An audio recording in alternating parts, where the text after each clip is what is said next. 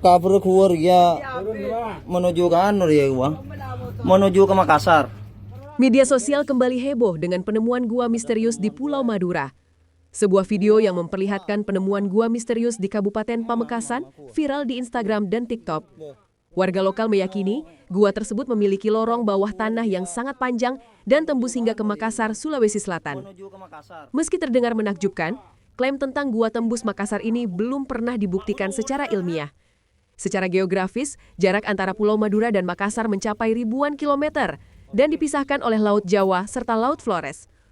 Para ahli geologi belum menemukan bukti adanya jalur bawah laut alami yang menghubungkan kedua wilayah tersebut. Halo guys, ada penemuan gua ya.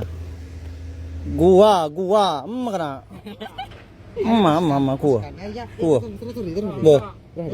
Mau kabur keluar ya menuju ke anu ya gua.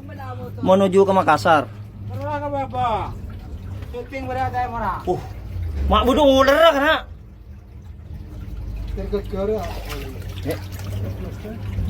Aduh guys.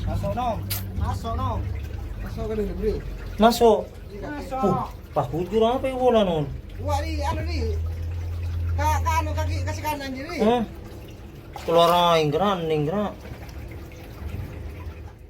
Download Tribun X sekarang. Menghadirkan lokal menjadi Indonesia.